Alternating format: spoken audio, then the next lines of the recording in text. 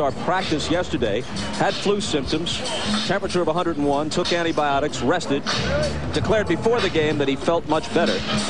And in this game, he's already bypassed Elgin Baylor, Julius Erving, and Bob Pettit with his 13 first-half points, and now trails only Kareem and the Big O in the all-time annals of all-star scoring.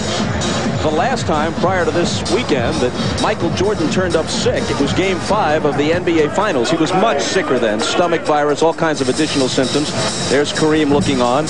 It'll take 41 from Michael tonight for Kareem's record to fall. You remember that night in Salt Lake City, Michael, out of the sickbed, scored 39 in one of the great performances, all things considered, in the modern history of sports. I don't think that's an overstatement. And it was the pivotal game in the series. Gave Chicago a 3-2 lead that they took back home, and then they wrapped it up in Game 6. Here's a look back.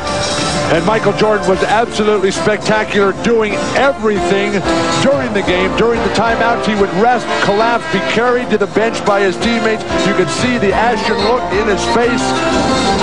An incredibly inspiring performance that day, as great a player as I've ever seen. So you know, Bill, when it comes down to championship play, it's not a matter of your skill, it's a battle of your will. And Michael Jordan's will in terms of winning championship games and winning championship trophies are stronger than anyone in this league playing today.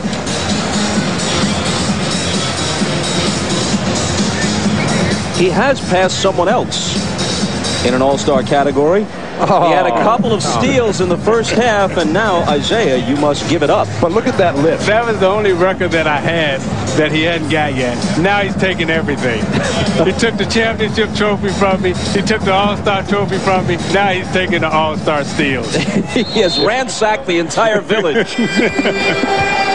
If the lift is Magic, Jordan, Isaiah, and Bird, that's special company. We start the second half. Shaq with the pass from Peyton, can't bank it home. And Shawn Kemp has it for the East. They lead by 9. Penny Hardaway. Tim Hardaway of the Heat felt that he deserved the all-star start. Michael missing, and so he's still at 13. Insofar as Penny played only 17 games in the season's first half, but the fans voted for Penny. Here's Peyton. But Bob, there's some historical context to that comment, because in '92, when Magic won the MVP, we had the flashback earlier. Tim Hardaway gave up his starting spot to let Magic start. Magic hadn't played that year. Tim Hardaway went to Penny and said, hey, look, that's the way I feel, and I'm not changing my mind. Grant Hill hit for the East.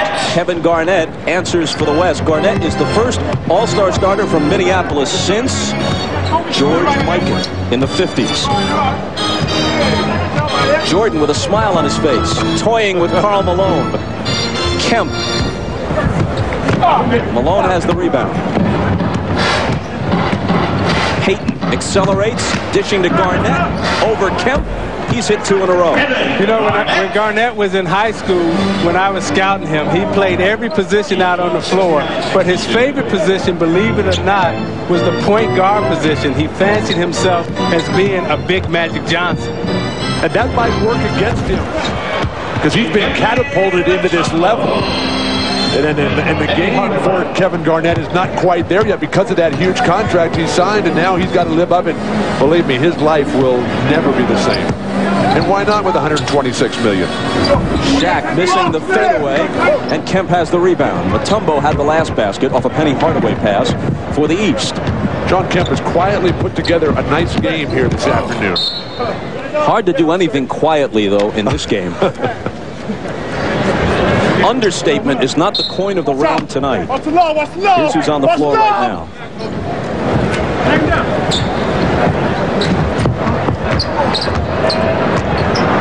You got the one-on-one. You see everybody clears out.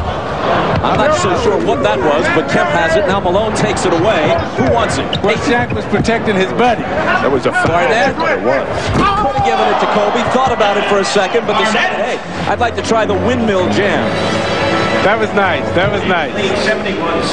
Peyton has 10 assists now. Remember, Peyton had 15 assists in the game that Mitch Richmond won the MVP back in Phoenix. Shaq really closing down the middle. Mutombo. You know, when we talk about Penny Hardaway starting, or Kevin Garnett, who might not be the best player right now on his own team with Stephon Marbury and Tom Gugliotta. Someday he'll be the most valuable property there, no matter how good Marbury and Gugliotta may be. But it's a matter of who the fans wanted to see, like this guy, Kobe Bryant. The starters, at least, are the province of the fans. The reserves voted on by a consensus of each conference's coaches. Kobe was missed. Jerry Reynolds, who used to coach Sacramento, now their director of player personnel, said, look, we accept it's a popularity contest. If you put Little Penny on the ballot, he'd start. That last play, though, by Kobe Bryant is an example of what he really needs to do to get to the next level. Being able to score off his own dribble when everything is too far extended. The only player who really does that, though, right now is Michael Jordan. Big Penny misses. West back with the ball.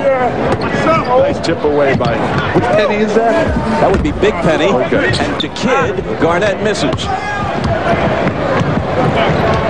Here's the finals matchup right now. He looks at